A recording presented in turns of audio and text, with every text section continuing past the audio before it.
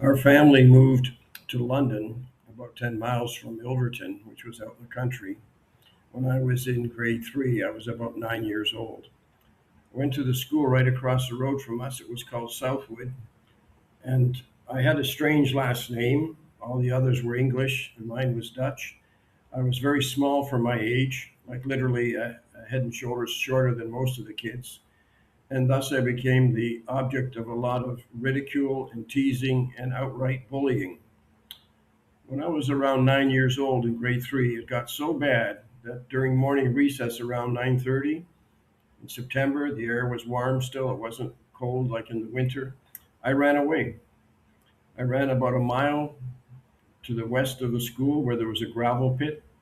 I went down into the gravel pit and spent the whole day looking at nature. There was a killdeer bird, beautiful little bird. They make their nests on the ground, and I found the killdeer nest with four eggs. And I remember watching these babies being hatched. And within an hour of them being hatched, they were running around, and I couldn't catch them because they could hide so very well. Unknown to me, the school, of course, was very concerned at my absence. Back in the 1960s, children did not just disappear. It seems to happen more often now, what with divorce and other things happening. But back then, when a child of 9 years old disappeared, the police were alerted and the whole city became aware. I didn't know that. I just knew I couldn't handle the bullying anymore, the teasing. It was very painful to endure. So I ran away. And I had a bright green and yellow sweater, a hand knit sweater that my mom had made. And for the whole day, the police, a couple different police cruisers with officers and school teachers were sent out in all directions looking for me in case I had been kidnapped or killed. Around 4 o'clock, became hungry, and I thought, well, it's time to go home. School's over. So I appeared at the top of the lip of the gravel pit that I had gone into, and immediately somebody spotted me from about a mile away across this cornfield that had been already harvested. And the teacher in a Volkswagen, along with my tormento, Randy Welch, came racing across the field to grab me before I disappeared again. The teacher was very compassionate and concerned and brought me home. The problem is I had embarrassed my family, and my dad in particular. One of the few failures in my upbringing was that day. He did not sit me down and ask me why I ran away. He wasn't interested. He was only concerned that I had embarrassed the family. So I received a very heavy discipline. Before he disciplined me, he got on his knees and with tears he prayed for me, prayed for my soul. And then he got up and he used a dowel, and it was hard to sit for a couple of days. That's what the end result was of me spending a day away from school because of the bullying. But it didn't stop there. I was small for my age, and for the next couple of years, I was constantly being picked on. Years later, like only a couple of years ago, I got in touch with Pete Granger, one of the students at the time, and he said to me, "Yeah, we were hard on you, weren't we?" And I said, "Well, a lot of the kids were, but you weren't." He was one of the nice guys. But there was this one particular guy, Gary White. He was a head and shoulders taller than me because he had failed a couple of grades. And he was tormenting me in the playground during the baseball game at recess. And I thought, well, I can't take him head on because he's way too big. But I planned my revenge very carefully. I didn't always act as a Christian, as you will see. I waited until I was about 30 feet behind him. The bell had rung and the recess was over, and I knew we'd all have to line up, as you do when you're in prison. You line up and then you go into the, well, not the prison, but the school. So I waited till I was about 30 feet back, and there was a bit of a dip before you got to the road and then to the school. So I waited till he was in the dip so his head would be level with mine. And then I ran as fast and as hard as I could, and I hit him. I jumped up and I hit him with both my knees in the flat of his back. I had no idea what would happen next. Like 90 pounds, a bag of cement hitting him between the shoulder blades and going as fast as I could, I flattened him. He fell flat on his face and knocked the wind right out of him. That was the intent and purpose. And I had it calculated so that I could run up and stand in line right in front of the teacher, and I'd be safe because the teacher wouldn't allow me to get beaten up again. So I ran like crazy. I got in front of the teacher, and sure enough, Gary White's hauling ass behind me to try to catch me, but the teacher stopped him and said, "Get to the back of the line." All day, throughout the day, I was worried that after school I'd get beaten up again. But you know what happened? And this is quite interesting. I think he was embarrassed to have picked on somebody so small. So he never mentioned it. He never bothered me again. And years later, I met him. He was working at the garbage dump in the county, and my mom and dad went there to drop off some garbage. And there was Gary, and he was polite and friendly and nice. But that would have been like 10 years later. So that was the second incident. Then there was Joey, and I've marked that on the map because we lived across from the school, and because I got beaten up after school quite a few times. I didn't always manage to escape it. I'd get beaten up. I had 5 different routes planned to go home from the school, different backyards I would use to escape detection. And there was this guy called Joey, and his family was particularly brutal. His mom and dad were alcoholics, drunks.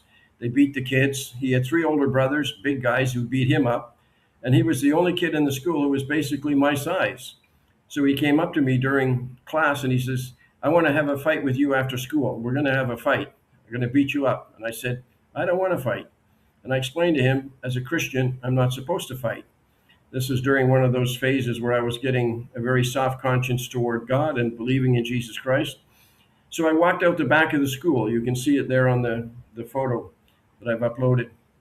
I ran out the back of the school. He followed me. So here we are standing in the street behind the school, and he goes, well, you throw the first punch. I said, no, I'm not going to throw the first punch. I don't believe in fighting. In fact, Jesus said, turn the other cheek. So he thinks about it and he goes, well, if you're not going to throw the first punch, I will. So he hauls back like only a 9 or 10-year-old can with his little fist and smashes me, not on the cheek, but on the nose. And I get bleeding noses real easy. So in no time at all, I had blood running down my face. And then he says, now it's your turn. And I explained to him, Jesus Christ taught us to turn the other cheek. So I'm not going to hit you. If you want to hit me again, I'm going to turn the other cheek because that's what Jesus Christ told us to do. His heart melted on the spot. He put his arm around me and walked me home. The side benefit of all of this was that he informed his older brothers that I was now a part of the family, and it got around the school that if you messed with me, you messed with any one of his older brothers. And after that, no more bullying. I was pretty much left alone. That doesn't mean I didn't get into trouble.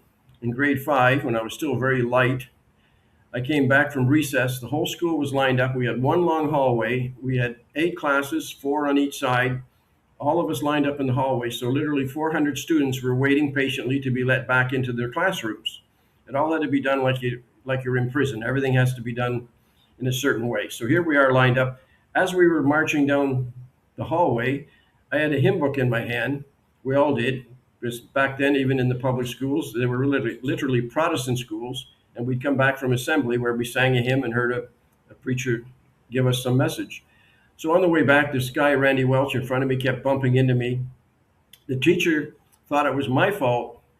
So right when he was standing with his back to the classroom door, 400 students lined up on either side of the hallway, he grabs me and shakes me like a rag doll above his head. Now that was the most embarrassing, shameful thing that could happen to a kid who's now 11 years old. I'm in grade 5. And he can shake me above his head. He couldn't do that with any of the other students. They were too big. But he did it with me. He shook me like a rag doll. When he set me down, I was facing him, and the classroom was behind him. The door was open. I took my hymn book, and I threw it at him with every ounce of strength that I had. I just threw it at him. The whole school saw it. Now, he being a gym teacher with quick reactions, he ducked just in time. The hymn book flew over his head.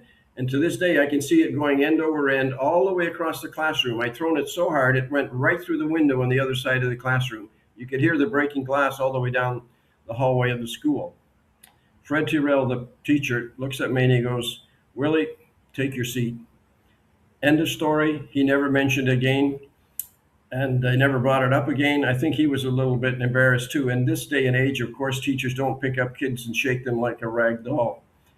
A year or so before that, when I was in grade 3, I mistakenly turned over a test that wasn't supposed to be turned over until everyone had theirs, and it was a timed thing. Well, I didn't listen.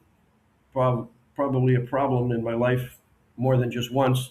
I didn't listen, so the teacher came over and grabbed me by the hair and lifted me right out of the seat by the hair.